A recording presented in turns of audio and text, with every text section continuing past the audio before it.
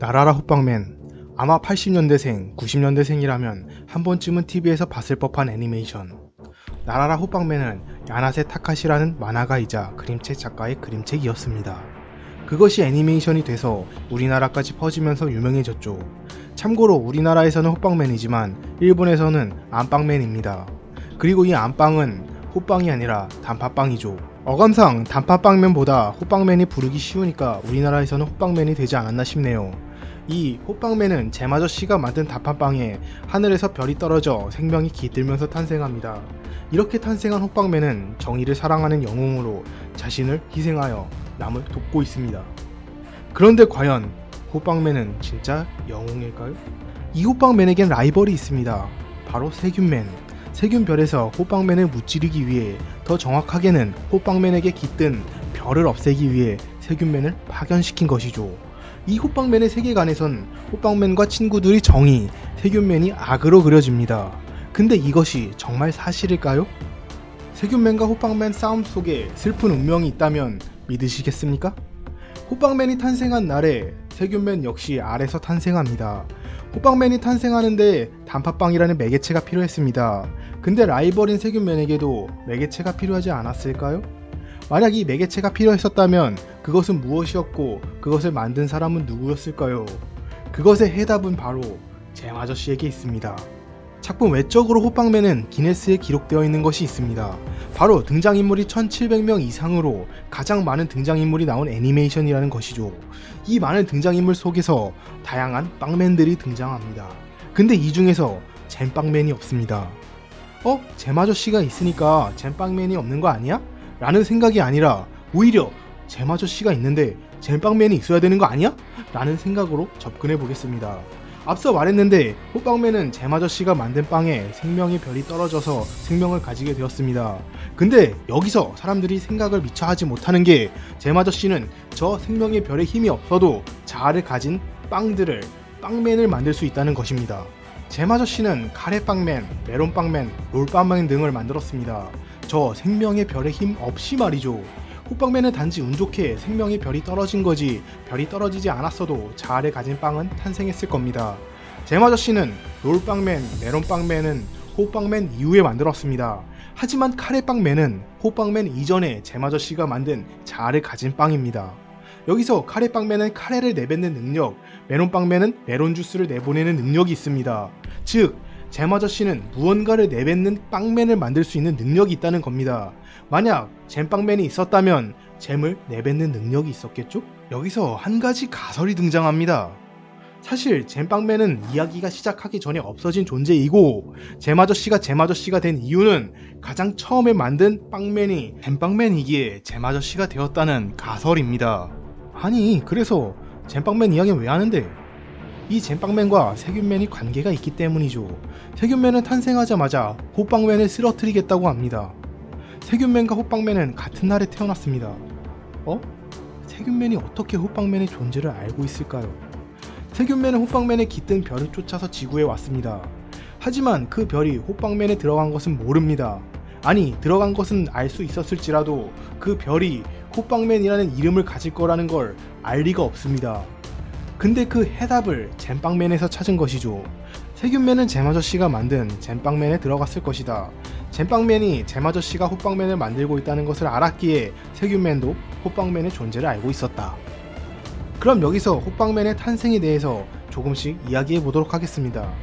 원래 호빵맨은 생명의 별이 떨어지지 않았어도 다른 형태의 호빵맨이 탄생했을 겁니다. 하지만 저 생명의 별이 깃들면서 호빵맨은 처음부터 옷을 입고 있고 처음부터 말을 하고 있고 처음부터 날고 있었습니다. 여기서 잼아저씨와 버터 누나가 놀랐는데 먼저 만들어진 카레빵맨은 그렇지 않았다는 것으로 보입니다. 실제 호빵맨은 생명의 별의 힘으로 탄생했기에 기존의 잼아저씨가 만든 다른 빵들과 다른 모습을 보입니다. 호빵맨은 머리가 없어도 몸을 움직이며 말을 합니다. 여기서 몸이 본체이고 이 몸에 생명의 별이 깃들어 있다는 것을 알 수 있습니다. 참고로 메론빵과 카레빵맨은 자기 머리를 갈아 끼우거나 남들에게 먹이는 장면이 없습니다. 카레빵맨은 속 안에 카레를 채워주면 힘이 생기고 배고픈 이들에게는 속 안에 카레를 나누어 주죠. 더러워서 먹기 싫을 것 같은데. 그리고 호빵맨은 호빵이 아니더라도 머리에 끼울 수 있습니다. 카레, 크림, 만주, 파이, 모나카, 중화만드, 모치, 소면 등등 전부 끼울 수 있었습니다. 게다가 이 소재에 따라서 호빵맨의 힘이 달라집니다. 이쯤 되면 이름이 호빵맨일 필요가 없지 않나? 그리고 앞서 말했듯 잼아저씨가 만든 빵들은 빵을 주는 게 아니라 빵과 관련된 무언가를 내뱉습니다. 카레빵맨은 카레를, 메론빵맨은 메론 주스를, 하지만 호빵맨은 단팥을 맺지 않습니다. 이렇게 호빵맨은 본체가 호빵일 필요가 없는 생명의 별이라는 것을 알 수 있죠. 그리고 처음부터 날고 있고 말을 하고 있는 것으로 기억과 지식을 어느 정도 갖추고 있다는 것을 추측해 볼 수 있습니다. 다시 세균맨과 잼빵맨의 이야기로 돌아와서 이 잼빵맨은 어떠한 이유로 세균맨이 떨어진 아래 근처에 있었습니다. 세균맨은 세균섬이라는 곳에 살고 있습니다. 세균섬은 호빵맨이 살고 있는 곳에서 가는 것이 매우 힘들다는 설정이 있습니다. 어떠한 이유로 잼빵맨은 이 세균섬에 갔을 거고 거기서 세균맨이 태어날 때 잼빵맨과 융합하게 되었다.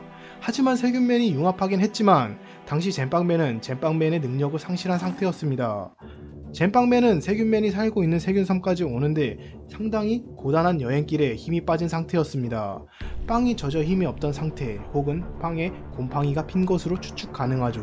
이렇게 썩어가고 있던 잼빵맨과 융합했기에 세균맨은 잼빵맨의 힘이 없습니다. 그래도 운 좋게 잼아저씨처럼 무언가를 발명하는 힘이 남아있었던 것이죠. 잼아저씨는 빵만 만드는 사람이 아니라 육해공 전부 다닐 수 있는, 심지어 우주 여행까지 가능한 호빵호를 만든 엄청난 엔지니어입니다. 이를 옆에서 본 잼빵맨의 기억이 세균맨에게도 남아 세균맨도 엔지니어로서 매우 우수했습니다. 세균맨의 이 엔지니어로서의 능력은 잼빵맨의 당시 잼아저씨에게 배운 능력이라는 것이죠. 야, 그럼 짤랑이는 어떻게 태어났는데? 그건 카레빵이 카레를 뱉듯 잼빵맨도 잼을 뱉었을 거라는 추측.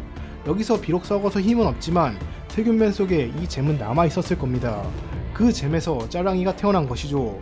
잼빵맨의 빵은 썩은 상태로 세균맨이 되었지만 안에 있는 잼은 썩지 않은 상태로 짤랑이가 됩니다. 짤랑이가 비정상적으로 식빵맨에게 첫눈에 반한 이유가 바로 잼으로서 잼을 가장 맛있게 먹게 할 수 있는 식빵을 원한 것이죠. 짤랑이가 세균별에서 찾아오자 세균맨 몸속에 있던 잼들이 새로운 육체를 찾기 시작하고 세균맨 몸속에서 나와 짤랑이와 반응하여 짤랑이가 탄생했다. 여기서 세균맨은 썩은 빵이었기에 검은색이, 짤랑이는 썩지 않은 잼이었기 때문에 빨간색이 되었습니다. 짤랑이 동생 있지 않아? 딸랑이라고 있습니다. 그럼 얘는 무엇일까요? 공식 홈페이지에서 딸랑이는 짤랑이의 친동생이 아니라 의형제 같은 여동생이라고 말하고 있습니다. 여기서 세균별에 살 때에는 진짜 친자매라서 딸랑이가 짤랑이를 언니라고 부르는 것이지만 지구에서 탄생했을 때 짤랑이의 매개체와 딸랑이의 매개체가 전혀 관계가 없기에 타인이 되어버린 겁니다. 하지만 둘 다 세균별에서의 기억을 가지고 있어 서로 언니 동생하는 사이가 되었다. 그럴듯하지 않나요? 게다가 세균맨과 짤랑이는 성격에서도 이설과 어느 정도 연관성을 보입니다. 썩어버린 잼빵맨이었던 세균맨은 씻는 것을 매우 싫어합니다. 청소도 싫어하죠. 하지만 썩지 않았던 잼이었던 짤랑이는 목욕을 매우 좋아하고 깨끗한 걸 좋아합니다. 그리고 비슷한 점도 있습니다.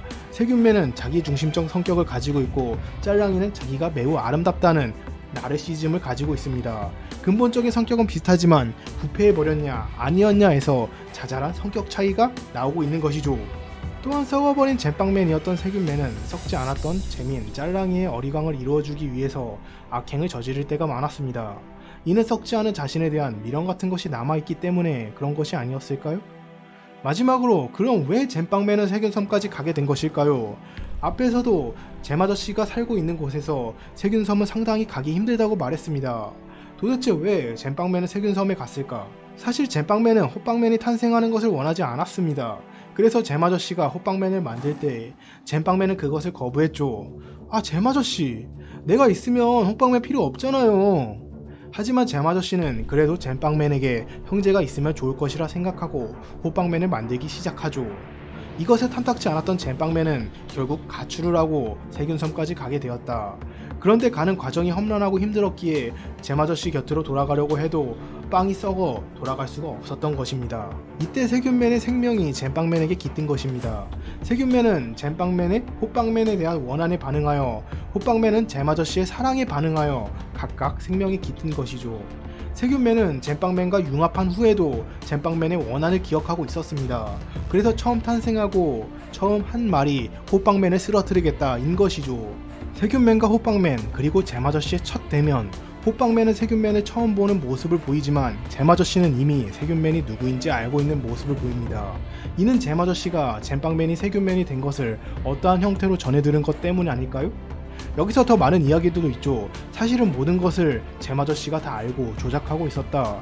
호빵맨과 세균맨을 만든 잼아저씨는 이 두 명에게 신과 같은 존재이고 사실 이 두 명이 싸우도록 시킨 것은 전부 잼아저씨의 뜻이다 라는 설도 존재합니다. 어디까지나 설이지만 이런 이야기가 나오기 시작한 것은 원작자인 야나세 타카시님이 호빵맨 최종화에서 잼아저씨가 세균맨과 호빵맨에게 중요한 사실을 전달할 것이다 라는 말을 실제로 했기에 일본에서는 이러한 설이 사실이 되는 거 아니야? 라는 말도 나왔습니다. 아무튼 일본에서 호빵맨은 엄청난 사랑을 받았고 이러한 인기에 맞게 많은 사람들이 분석, 연구하여 작품 외적 재미를 즐기기 위해서 이러한 이야기가 나오고 있는 것 같습니다. 다음 영상에서는 호빵맨 세계관의 진정한 어둠, 잼아저씨의 진정한 목적에 대해서 이야기해 보도록 하겠습니다.